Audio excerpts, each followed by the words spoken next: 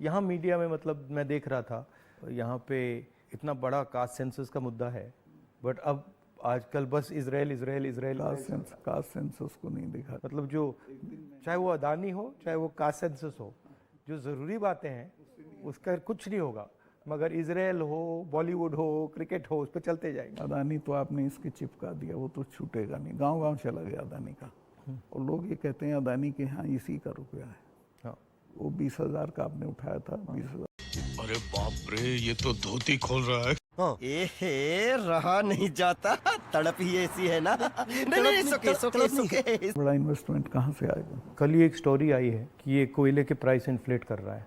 वहाँ से इंडोनेशिया से कोयला नाव में जाता है और यहाँ पहुँचते उसकी प्राइस इन्फ्लेट हो जाती है और फिर लोगों को बिजली के लिए ज़्यादा रेट देना पड़ता है, मगर वो भी मीडिया ने कहीं नहीं उठाया। मुझे खबर ये दी गई कि जिस दिन मैं ये करण थापर का इंटरव्यू किया, इन्होंने बुला के सब चैनल्स को कहा कि खबरदार कोई रिपोर्टिंग नहीं होगी, और अतीक अहमद का केस हो गया और उसको 10 दिन तक हेडलाइन। मैंने वो देखा, मैंने अपनी बहन से कहा कि ये जो आपने पुलवामा की बात की है, इसके कारण ये किया गया है, हाँ, टोटल डिस्ट्रैक्ट करने के लिए। मैंने नोटिस किया जब आपने पुलवामा की बात की तो ये सब डर गए थे, लेकिन अतीक अहमद ने उसको 10 दिन तक खत्म कर दिया, ओवरशैडो कर दिया। बिल्कुल।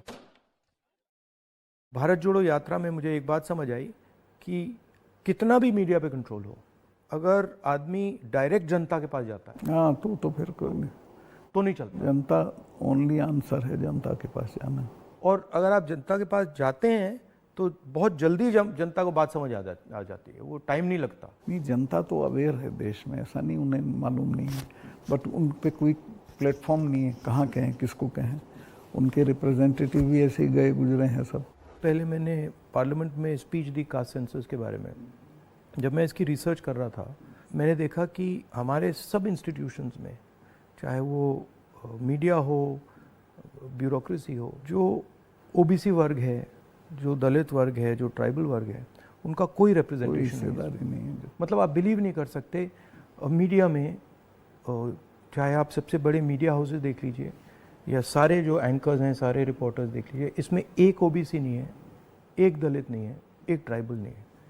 इसके बारे में आपकी क्या राय है? नहीं, मैं तो चूँकि लोहियाइट रहा हूँ, तो लोहिया ने एक बार कहा था कि मुझे कमेटी बनानी थी गोवा की आज़ादी की, तो मैं जब भी कमेटी बनाऊँ उसमें 48% अपर कास्ट आ जाते थे, नाम मांगूं तो भी वही आते थे। तो ये सिस्टम बन गया यहाँ का। इसको चेंज करने का आपकी राय क्या है? एक तो इसको कंपलसरी करना पड़ेगा, भाई इतने % हो, जैसे नौकरियों में हो गया उस तरह से।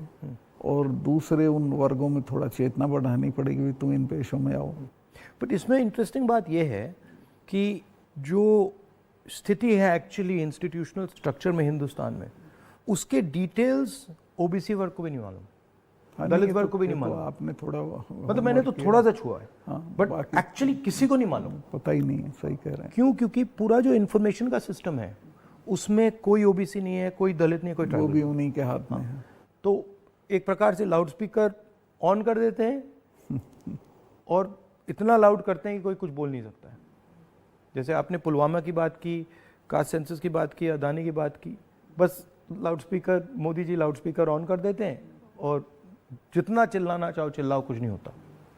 कुछ दिन पहले मैं दिल्ली में 3-4 घंटे बढ़इयों के साथ काम किया, तो वो मुझे बता रहे थे कि हम सोफ़ा बनाते हैं, चेयर बनाते हैं, टेबल बनाते हैं, मगर जिस शोरूम में वो बिकता है उसमें हम जा नहीं सकते। मतलब काम हमारा, मेहनत हमारी, मगर फल हमारा नहीं। और कितना गुना एनहांस करके पैसा लेते हैं उसका। इनको तो कुछ मिलता नहीं गरीबों को। ये बहुत ही एक्सप्लॉयटेटिव सिस्टम है। तो अगर आप जीएसटी देखें, जीएसटी भी इनडायरेक्ट टैक्स है, उसमें छोटे व्यापारी, किसान, मजदूर वो टैक्स भरते हैं। डिमोनेटाइजेशन भी उनके खिलाफ हथियार था। किसान आंदोलन में तो आपने काफ़ी कमेंट किया है, वो भी मतलब उनके घर में से पैसे निकालने का तरीका था। नहीं, वो तो इनका मैं बताता हूँ, अगर आप नहीं हटाओगे इस बार तो खेती को तो ये पूरी तरह खत्म, मतलब किसान छोड़ के भाग जाएगा और ये कॉरपोरेट को दे देंगे। इनका ये इरादा है। मैं तो खेती करता था, मेरे गांव में पूरी यूपी की सबसे बड़ी काश्त थी। एक हमारे चचा थे, उनके पास 2500 बीघा ज़मीन थी। और आज मैं जाता हूँ तो सब के लड़के शहर में आ गए हैं, क्योंकि एजुकेशन नहीं है, हेल्थ सर्विसेज नहीं है और सिक्योरिटी नहीं है। तो वो बटाईदार को देके वो धीरे धीरे ख़त्म हो जाएगी खेती।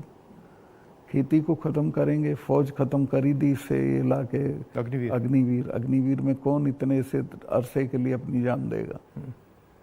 तो ये शने शने सब लोगों को, ये हर इंस्टीट्यूशन को पकड़ के ख़त्म कर देते हैं। इनकी मतलब इमीडिएटली ये चाहे वो सेना हो, सरकार हो, ब्यूरोक्रेसी हो, इलेक्शन कमीशन, जैसे इनके हाथ पड़ता है वो अपने लोगों को बैठा के कुछ ना कुछ उल्टा। मैं आप एक स्टडी करा लीजिए, सेंट्रल यूनिवर्सिटी के जो वाइस चांसलर्स हैं पिछले 1 साल में लगे हैं, वो 100% वो हैं जिनके संघ से कनेक्शन थे।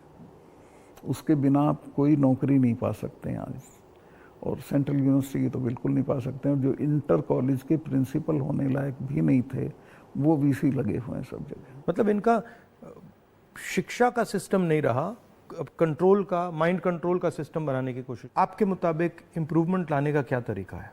देखिए, सबसे बेसिक सवाल है कि किसान को उसकी फसल का दाम सही नहीं मिलता है और उसके चलते वो हर साल गरीब होता जाता है। जो एक फसल का दाम पिछले साल था, खाद का और बाकी चीज़ों का जो दाम था, उसकी तुलना में इस साल में और फ़र्क हो जाता है। तो उसकी परचेजिंग पावर हर साल कम होती चली जाती है और उसे पता नहीं चलता।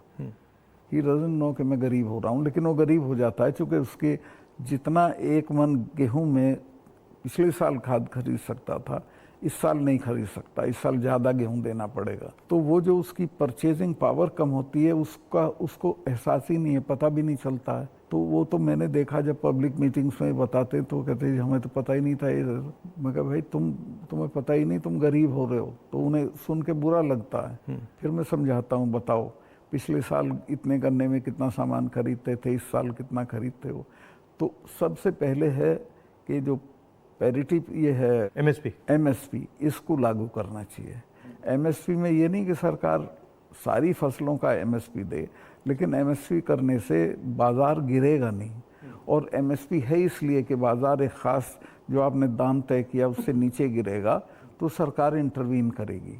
और ये पंडित जी के ज़माने से जो नागपुर सम्मेलन में जवाहरलाल जी ने कराया था ये, कि हम इंटरवीन करेंगे और ख़रीद लेंगे। तो एमएसपी का लागू होना बहुत ज़रूरी है। और एमएसपी पे इन्होंने किसानों से धोखा किया। जब किसान कानून वापस लिए तो कहा था हम एमएसपी करेंगे, और आज तक नहीं किया। वो क्यों नहीं किया? क्योंकि अडानी ने बड़े बड़े गोदाम बना दिए, फसलें एक दाम पे खरीद ली, अगले साल उनके दाम बढ़ जाएंगे, वो बेचेगा। एमएसपी होगा तो किसान इनको सस्ते दाम पे नहीं देगा। तो एमएसपी का होना सबसे ज़्यादा ज़रूरी है। फिर जो उसके लिए आप खाद, बिजली, पानी जो भी सरकार देती है, उसके दामों पे कंट्रोल करना पड़ेगा, वो बेतहाशा ना हो, ताकि वो जो मैंने बताया जो फ़र्क रहता है खरीद बेच का, वो ना हो। जो आप कह रहे थे, ये जो अदानी जी हैं, इन्होंने पूरा जो स्टोरेज का इंफ्रास्ट्रक्चर है अपने हाथों में ले लिया है।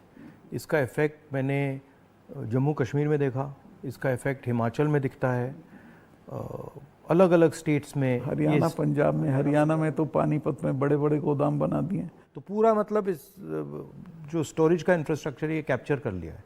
तो फिर जब भी ये प्राइसेस को मतलब ऊपर नीचे फाइन ट्यून करना चाहते हैं, कर देते हैं, तो ये किसानों को मतलब नुकसान, डायरेक्ट नुकसान पहुंचाते हैं। जब तक इनके खिलाफ हल्ला बोल नहीं होगा तब तक सुधरेंगे नहीं, या फिर सरकार बदल जाए। अभी तो इन्हें टोटल प्रोटेक्शन है। मगर मैंने देखा है कि जनरली सरकारों के पास जो किसान का जो स्टोरेज की कैपेबिलिटी होती है, उसके बारे में सरकारें ज़्यादा नहीं सोचती हैं। वो ज़्यादा नहीं, बिल्कुल नहीं सोचती।